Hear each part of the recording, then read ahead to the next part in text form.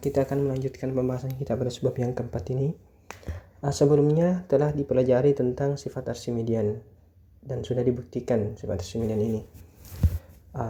Sifat Archimedean ini kan bunyinya, kita review sedikit, yaitu bahwa jika X bilangan real, maka terdapat bilang asli, katakanlah NX, sehingga NX ini lebih dari atau sama dengan X. Di sini maksudnya kalau kita mau terangkan, artinya bahwa setiap kita punya bilangan real, pasti dapat kita temukan bilangan asli yang nilainya lebih dari atau sama dengan si bilangan real tersebut. Dalam hal ini bilangan aslinya tentu bergantung pada X-nya. Artinya kalau X-nya berubah, bisa jadi bilangan aslinya berubah lagi. Kalau X-nya diganti yang lain, bisa jadi bilangan aslinya diganti yang lain lagi. Seperti itu. Nah, ide-ide yang muncul dari pembuktian ini itu menggunakan bukti kontradiksi. Bagaimana caranya? Pertama, ini diandaikan pernyataannya salah.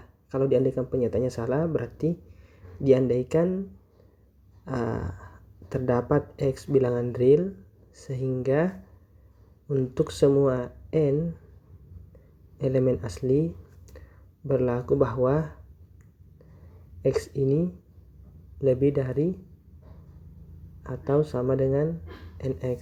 Seperti itu. Berarti apa kesimpulan dari sini? Berarti himpunan bilangan asli ini terbatas, atau bisa dikatakan X batas atas dari N. Akibatnya apa? Menurut sifat kelengkapan, aksioma kelengkapan, setiap himpunan tak kosong yang punya batas atas, berarti dia kan terbatas, artinya dia punya suprimum. Berarti N punya suprimum. Katakanlah misal ini misal U adalah suprimum dari N. Kemudian kalau U suprimum dari N, berarti dengan mengingat bahwa U kurang 1 ini pasti kurang dari U, maka U kurang 1 bukan batas atas. Selanjutnya, karena U kurang 1 bukan batas atas, berarti menurut definisi atau teorema mungkin ya, definisi sama teorema bisa terkait dengan definisi atau teorema di teorema suprimum, berarti terdapat bilangan asli M yang nilainya itu M-nya ini lebih dari si U kurang 1 gitu. Akibatnya apa?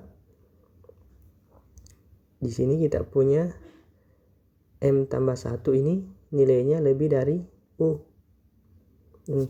Karena M bilangan asli menurut induksi matematika, teorema induksi matematika, N kan memenuhi induksi matematika, maka M tambah 1 pasti bilangan asli. Tapi M tambah 1 lebih besar dari U, maka U bukan suprimum dari N. Ini kontradiksinya. Kontradiksi dengan ini.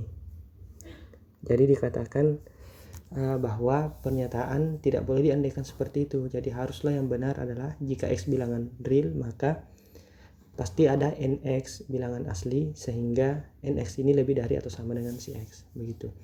Selanjutnya ada akibat 244 sampai 246. Untuk akibat 244 dikatakan bahwa jika himpunan S adalah himpunan yang isinya seper N, di mana N bilangan asli, jadi kalau kita mau list anggotanya itu 1, seper 2, seper 3, seper 4, seper 5, dan seterusnya. Itu anggotanya ini si S. Katanya infimumnya ini adalah 0. Infimumnya adalah 0. Bagaimana membuktikannya? Kita coba lihat buktinya. Di sini kan jelas bahwa S tidak kosong, ini isinya 1 anggota, berarti S jelas tidak kosong. Kemudian terbatas ke bawah. Kenapa? Semua isinya pasti lebih dari 0, karena kan seper N selalu lebih dari 0. Berarti apa yang kita punya? Berarti kalau seperti itu, 0 adalah batas bawah dari S. Kemudian kalau kita misalkan misalnya W adalah infimum dari S, sedangkan 0 batas bawah, berarti kan berlaku W pasti lebih dari atau sama dengan S, sama dengan 0. Mengapa? Karena kan infimum itu adalah batas bawah yang paling besar, berarti W harus lebih besar atau sama dengan batas atas yang lain dari S. 0 ini batas atasnya, maka W pasti lebih dari atau sama dengan 0, seperti itu. Kemudian selanjutnya kita ambil sebarang epsilon, karena kita mau tunjukkan bahwa nanti W-nya harus 0. Menggunakan teorema 219. Berarti pertama ambil sebarang, berarti diambil sebarang epsilon besar 0. Tentu diperoleh seper epsilon masih bilangan real. Akibatnya apa? Menurut Archimedean sifat 243 ya. Archimedean 243 terdapat n bilangan asli, katakanlah n epsilon, sehingga n epsilon ini nilainya lebih dari atau sama dengan seper epsilon, sehingga kita punya ini seper n epsilon itu nilainya kurang dari atau sama dengan epsilon, seperti itu. Apa akibatnya? Maka kita punya bentuk seperti ini. Hubungkan ini jadinya 0 kurang dari sama dengan W, itu dari sini. Kemudian W itu adalah batas bawah, berarti nilainya kurang dari sama dengan seper n epsilon. Ini kurang dari atau sama dengan epsilon. Pakai sama dengan bisa, tidak pakai sama dengan juga bisa, tidak masalah. Karena ini berlaku, kita punya berarti begini, untuk setiap epsilon besar 0 itu berlaku bahwa 0 kurang dari sama dengan W kurang dari epsilon. Apa akibatnya? Maka teorema 219 mengatakan bahwa W haruslah 0, seperti itu. Jadi dengan fakta ini kita sudah membuktikan bahwa W itu adalah infimum S, itu nilainya adalah 0. Berarti terbukti teoremanya kan, seperti itu. Baik, selanjutnya kita lihat akibat 245. Dikatakan di sini, jika T nilainya lebih dari 0, maka terdapat NT bilangan asli, sehingga 0 kurang dari seper NT kurang dari T. Ini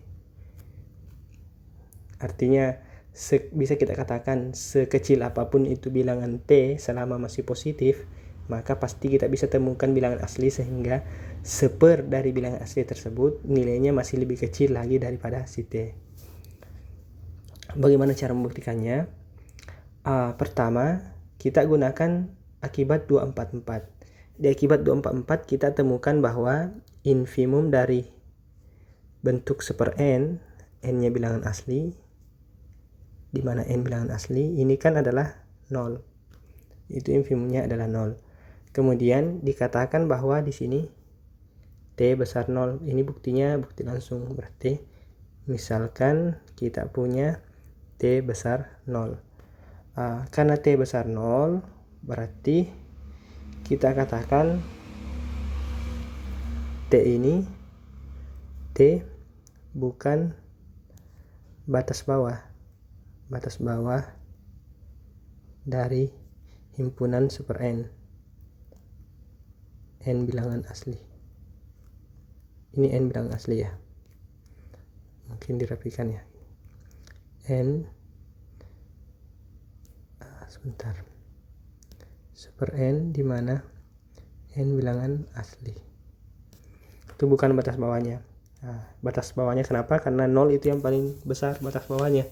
Berarti kalau ada bilangan yang lebih besar dari dia, berarti dia bukan batas bawah. Apa akibatnya? Kalau bukan batas bawah, berarti menurut sifat di infimum, berarti maka terdapat n, katakanlah nt namanya karena biasanya dia bergantung pada t-nya, maka kita namakan nt, anggota dari ini. Sebenarnya sih ya anggota dari bilangan asli.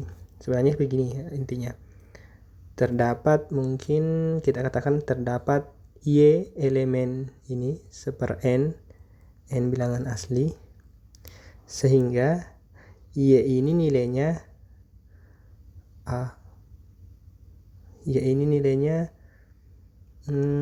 kurang dari t. Itu kan di infimum seperti itu. Kalau misalnya si t-nya bukan ini kan katakanlah di sini 0 adalah infimumnya. T bukan infimum, berarti t di sana, t di sini. Berarti harus ada di sini y. Katakanlah mungkin yt ya namanya, atau y epsilon biasanya. Sehingga ini elemen dari himpunannya. Berarti inilah yang y-nya kurang dari t ini. Makanya didapat ini y kurang dari t. Dengan kata lain, y ini kan bisa ditulis bahwa ada n, katakanlah nt elemen asli, sehingga seper nt itulah yang si y. Makanya kita punya seper nt kurang dari t. Tentu ini lebih dari 0. Makanya diperoleh kesimpulan ini. Terbukti juga seperti itu. Ini bukti langsung dia. Baik, seperti itu buktinya untuk 245. Terakhir, kita coba lihat bukti untuk akibat 246. Jika y-nya positif, maka terdapat bilangan asli ny, sehingga ny kurang 1 itu kurang dari sama dengan y, kurang dari sama dengan ny. Atau bisa kita katakan, y ini terletak antara dua bilangan asli yang berurutan. Selama y-nya besar dari 0, pasti bukan bilangan asli berurutan sih, bilangan bulat non negatif, karena bisa jadi nanti ny-nya 1, sehingga 1 kurang 1 0. Intinya terdapat ny itu bisa dibuktikan bahwa untuk setiap bilangan positif y, maka bilangan itu pasti terdapat di antara, atau mungkin sama dengan salah satunya, di antara dua bilangan yang bulat non negatif. Bagaimana cara membuktikannya? Di sini kita bisa lihat buktinya. Berarti kita mau buktikan yang ini ya. Berarti pertama ini kan P-nya, ini ke sini adalah Q-nya. Berarti misal kita punya Y besar 0. Idenya adalah membuat himpunan dulu. Membuat himpunan berarti definisikan juga himpunan EY sebagai himpunan yang memuat bilangan asli dengan sifat bilangan asli itu lebih dari si Y. Ini. Apa artinya? Berarti kalau dia bilang asli yang lebih dari Y, menurut Archimedean ini kan tidak kosong. Menurut Archimedean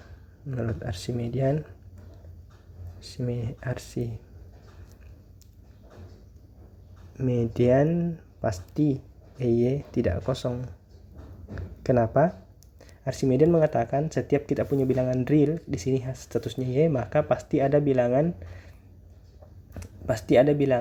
ny yang nilainya lebih dari atau sama dengan si y. Ini kan statusnya sama, berarti ada ny yang nilainya lebih dari atau sama dengan si y. Tentu n di sini nanti jadi ny tambah 1. Ini berarti y tidak kosong, seperti itu.